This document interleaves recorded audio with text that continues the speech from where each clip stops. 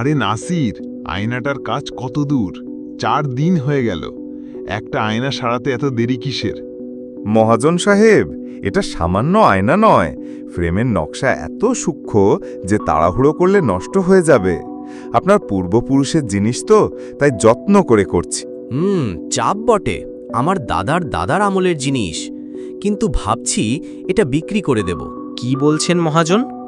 আপনার বাপদাদার ঐতিহ্যের জিনিস বিক্রি করে দেবেন? হ্যাঁ, আমার নতুন বৈঠকখানায় বড় আয়না বসানো হয়েছে, এটার দরকার নেই। তো মহাজন, খদ্দের পেয়েছেন? কে কিনবে এই মহামূল্যবান আয়না? তুই রেখে দে। তুই ছাড়া এই তল্লাটায় আর কে আছে যে এই আয়নার মর্যাদা বুঝবে? কিন্তু মহাজন, আমি তোর দাম দিতে পারবো না। এই যে অতি মূল্যবান জিনিস। আমি তোর কাছে দাম চাইনি, তুই যা পারিস তাই দিস। তারপর মহাজন টাকাগুলো নিয়ে চলে গেল। মানুষ কত অদ্ভুত, জিনিসের কদর বোঝে না। যাক, অবশেষে শেষ হলো। বাপরে, কি অসাধারণ নকশা! যেন কোনো শিল্পী তার সমস্ত ভালোবাসা ঢেলে এটা বানিয়েছে। আহ, এবার দেখতে লাগছে বটে।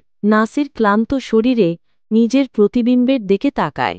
এ কি, আয়নায় এটা কে? এ তো আমি। কিন্তু আমার মুখটা এমন শান্ত, এমন স্নিগ্ধ আর উজ্জ্বল লাগছে কেন? মনে হচ্ছে যেন আমার মনে কোনো চিন্তাই নেই। সারাদিনের খাটুনির পর তো মুখটা তেল চিটে, কি আর ক্লান্ত দেখানোর কথা। ধুর, হয়তো দোকানের ওই টিমটিমে আলোর কারসাজি, না হলে এত পরিশ্রমে আমার মাথাটাই গেছে।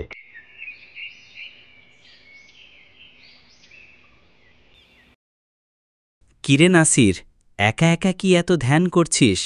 ওরে বাবা, এত বড় আয়না কোথায় পেলি? এতক্ষণে বাচ্চার ঘরের জিনিস বলে মনে হচ্ছে। কার এটা? আরে রবিন চাচা, এটা মহাজনের আয়না, সারাতে দিয়েছিল, পরে আমার কাছে বিক্রি করে দিয়েছে। তাই নাকি? তাহলে তো যাওয়ার আগে একবার দেখতেই হয়।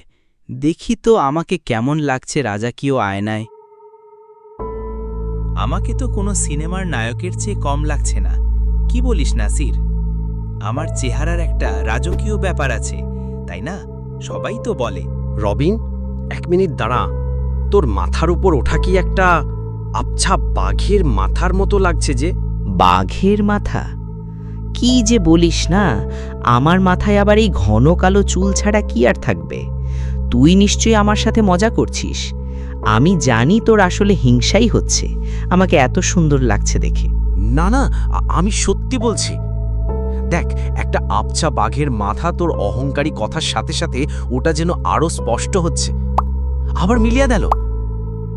অদ্ভুত তো, আমি আগে কখনো এমন দেখিনি। তোর মাথা খারাপ হয়ে গেছে নাসির? সারাদিন এই ভাঙাচোরা জিনিস নিয়ে পুড়ে থাকলে মাথা তো খারাপ হবেই। যা, একটু বাইরে থেকে ঘুরে আয়। আমি চলি, আজ হাটে যেতে হবে। নিজের প্রশংসা বেশিক্ষণ শুনতে নেই, নজর লেগে যায়। না,